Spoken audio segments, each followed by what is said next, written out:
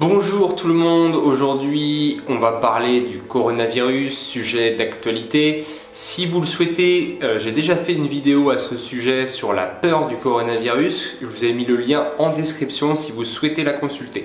Donc changement de ton, je crois que l'heure est grave et aujourd'hui je voudrais vous parler des changements de comportement et des changements d'habitude qui vont être directement induits par l'épidémie de coronavirus et donc par l'épidémie de Covid-19. Alors, juste avant de commencer, je voudrais passer un message qui me semble, à mon avis, important. C'est qu'aujourd'hui, on ne peut plus se permettre de parler de paranoïa ou de psychose. La paranoïa et la psychose, ce sont des maladies mentales qui se manifestent par une perte de contact avec la réalité, des bouffées délirantes, des hallucinations auditives et visuelles et encore plein d'autres symptômes. Aujourd'hui, je crois qu'on peut dire que tout ce que l'on vit est bien réel et ne relève absolument pas d'un état psychotique. Aujourd'hui, il y a des personnes qui meurent, il y a des hôpitaux saturés, il y a des soignants qui sont à bout, il y a des milliers, voire des millions de personnes qui sont contaminées et qui véhiculent le virus à d'autres personnes chaque jour. Je pense que on n'a pas besoin d'être paranoïaque ou psychotique pour se rendre compte que la situation est grave. Maintenant que ça c'est dit, je voudrais vous parler, comme je l'ai dit, des changements de comportement et des changements d'habitude et vous expliquer pourquoi il est important que les choses soient prises très sérieusement pour que les changements de comportement aient lieu. Alors il y a de nombreuses études qui ont été faites en psychologie sur les changements de comportement et pour cause, c'est un enjeu majeur dans de nombreuses thérapies et plus particulièrement dans celles qui s'occupent des addictions. On sait que pour une personne qui est alcoolique, qui est accro au tabac, qui consomme des drogues dures, qui est accro aux jeux d'argent par exemple, il est très important de réussir à la motiver à changer ses comportements. C'est d'ailleurs tout l'objectif de la thérapie.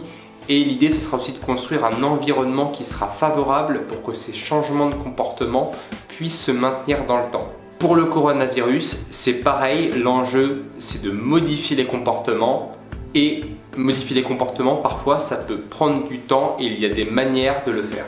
Serrer les mains, se faire la bise, prendre un café avec les collègues, rencontrer du monde, ce sont des habitudes comportementales qui font partie de l'identité du peuple français et on peut bien comprendre qu'il n'est pas facile de changer tous ces comportements avec un simple coup de baguette magique. C'est pourquoi mon objectif aujourd'hui, c'est de vous faire comprendre comment se modifient et changent les comportements, par quel stade il faut passer en utilisant le modèle de Prochaska et Di Clemente, psychologue dont je vous ai mis le modèle en description. Donc le premier stade, c'est le stade de la précontemplation. Alors à ce stade, il faut savoir que la personne n'a pas vraiment conscience du problème, elle n'a pas l'intention d'entamer une démarche de changement, elle ne se sent ni concernée ni sensibilisée par le problème en question.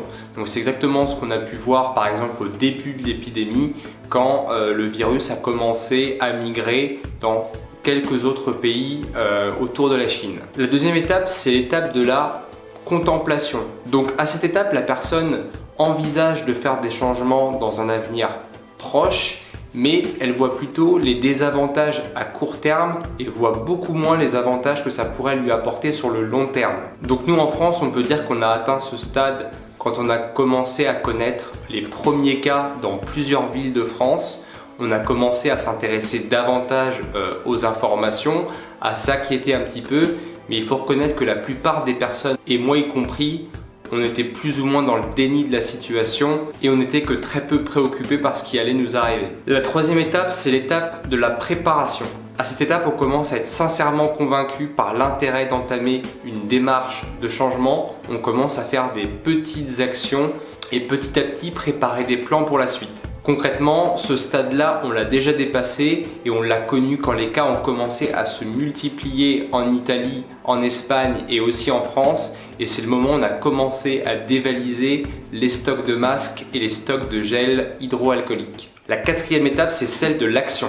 À cette étape, on ne se pose même plus la question du bien fondé, de l'idée de changer ou pas. On est absolument convaincu par la pertinence de devoir changer. On commence à mener des actions concrètes et on fait les actions nécessaires pour atteindre les objectifs de changement souhaités.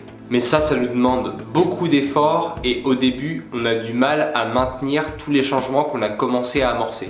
C'est à cette étape où on a un risque de rechute des anciens comportements qui est particulièrement élevé parce qu'on fait beaucoup d'efforts. Donc c'est pour ça qu'il est très important d'avoir un suivi au départ des changements de comportement pour qu'ils puissent se maintenir par la suite dans le temps.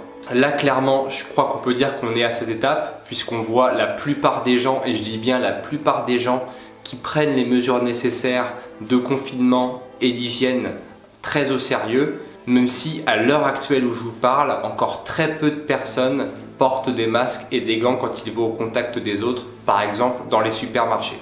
La cinquième étape, c'est le maintien. Pour qu'on puisse parler de maintien des changements de comportement, il faut que les modifications comportementales aient lieu pendant au moins 6 mois pour qu'on puisse dire que le risque des rechutes a fortement diminué et que si jamais les rechutes surviennent, eh bien, elles dureront pendant moins longtemps. Alors, avec le coronavirus, l'idée n'est bien sûr pas que les changements de comportement se maintiennent, puisqu'on espère bien entendu tous que l'on pourra bientôt avoir des relations de moins d'1 mètre avec les personnes, qu'on pourra ne plus porter de masque ni de gants et qu'on pourra ne plus rester confiné chez nous.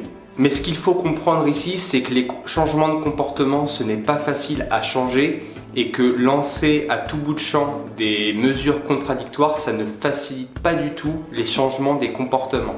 Il est évident qu'en autorisant les élections municipales, en disant que le coronavirus n'est pas dangereux pour les personnes jeunes, en autorisant les rassemblements de 100 personnes, que beaucoup de gens ne vont absolument pas prendre au sérieux toutes les mesures de sécurité qui sont recommandées par les politiques. Pour que les comportements changent, il faut se sentir concerné directement ou indirectement et surtout il faut passer d'une logique de désavantage à court terme à une logique d'avantage sur le long terme.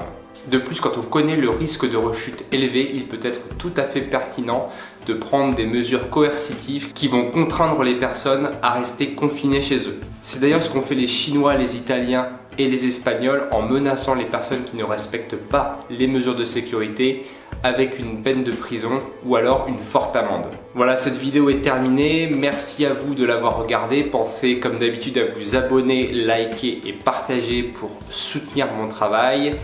Et pour rappel, on ne combat pas le virus en l'affrontant, en faisant la fête et en montrant qu'on n'a pas peur de lui. Le virus, ce n'est pas un terroriste de Daesh et il se moque complètement qu'on ait peur de lui ou pas.